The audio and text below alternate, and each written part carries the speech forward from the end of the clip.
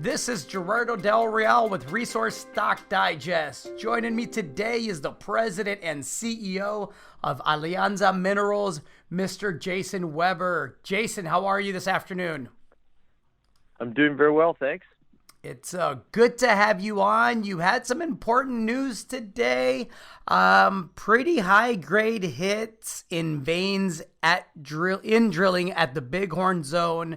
Let's talk about it. This is kind of a big deal. I know that it's only a couple of holes that we're talking about, but it was, I believe, 3 kilometers away from known mineralization with some absolutely fantastic grades that include 125 grams per ton silver, 4.4% lead, over 2.35 meters from 154 meters, if I'm correct. And I'm working off of memory here, so please correct me if any of that was incorrect.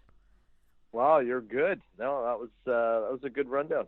Hey, excellent. Well, thanks for chatting with me, and we'll talk to you another day, Jason. Yeah, you bet.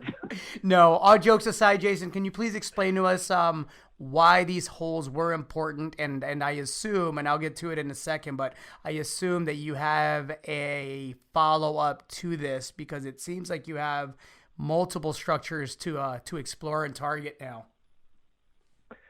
Yeah, and you mentioned some of it in your intro there. The fact that this is 3 kilometers away from where the main area of work has been at the Haldane property, which is what we call the Mount Haldane vein system. That area has been worked for the past 100 years. It goes back to the early 1920s, actually, where they first discovered silver here. Now, that said, our first hole this year was the 14th hole drilled on surface on the property. So even though there's 100 years of history there hasn't been a lot of work done.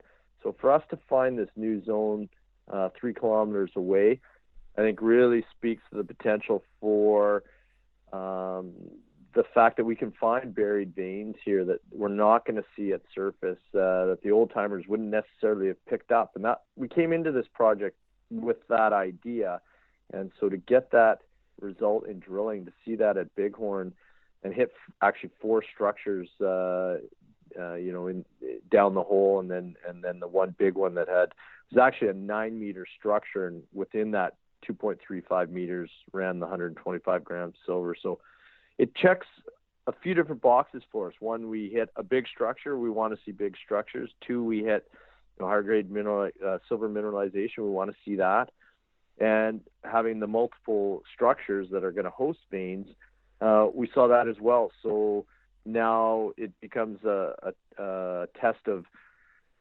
working along these structures to find the high grade shoots where you're going to get the thicker veins, and that'll be the process going forward on these.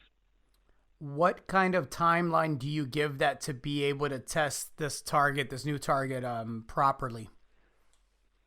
So that'll be something we'll attack next year.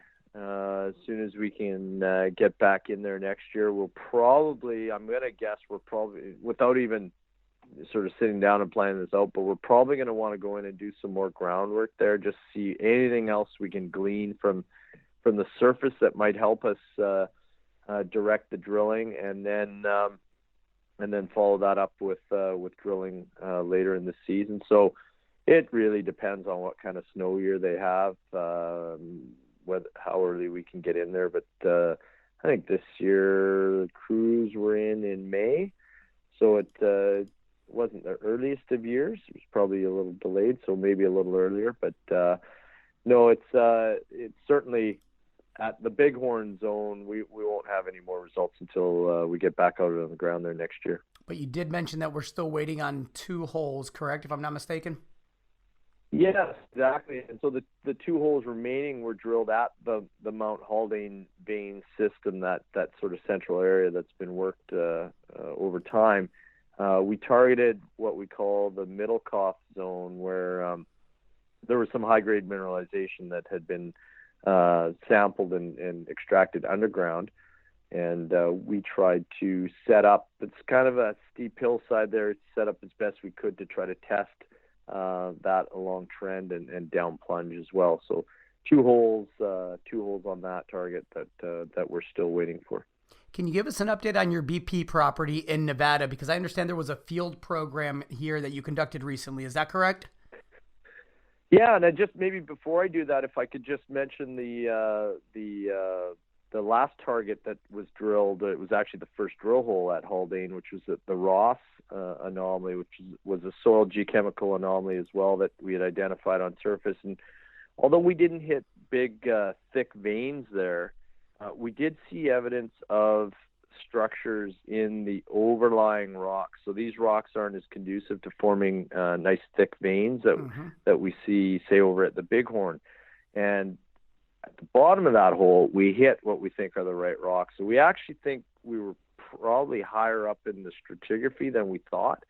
And there's not a lot of outcrop in this area, so we were just sort of, inferring from the surrounding geology. But now it looks like we've got some evidence there that the structures exist. They just don't form nice veins where we hit them. So there still is potentially a target at depth at the Ross anomaly. So I don't want to write that one off. I think that's something that we'll go back and revisit early in the new year as well. It should be fairly quick to answer that question, whether or not you're in the right rocks down there once you get back in there, right? I hope so. I think the problem is you're dealing with, you have a few square kilometers of treed hillside and you find, meter outcrop scale, exposure. So it's very difficult to figure out, and you've got some complex faulting in there. So we had an interpretation of what the faulting was doing that was obviously incorrect, and based on what we've seen, we have another interpretation now, and hopefully we can go out in the field and like you say, quickly see whether that interpretation still has validity or not. But this is often the case with these types of systems with little outcrop. You take a guess, you make a guess based on the information you have, and when you collect more, you adjust that interpretation and you keep moving forward. That's why they call it exploration. Yeah, absolutely. Yeah, absolutely. And it is like building a puzzle, but a lot of times you don't have the picture of the puzzle you're building ahead of time, so that makes it a little more challenging.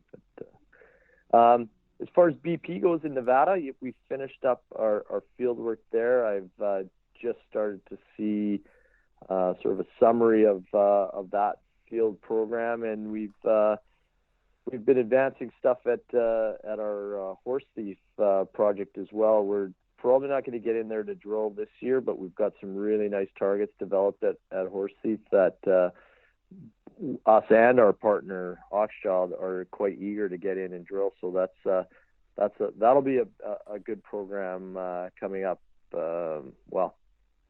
I can't get there soon enough, but it'll be a bit dependent on timing from our partner. Sure. Sounds good. Well, Jason, I'm looking forward to having you back on the next bit of news. I know we have assays pending, and I get the feeling you're always out there with your finger on the pulse looking for other things as well. Yeah, absolutely. And hopefully we'll be talking very soon. Fantastic. Thanks again, Jason. Thank you.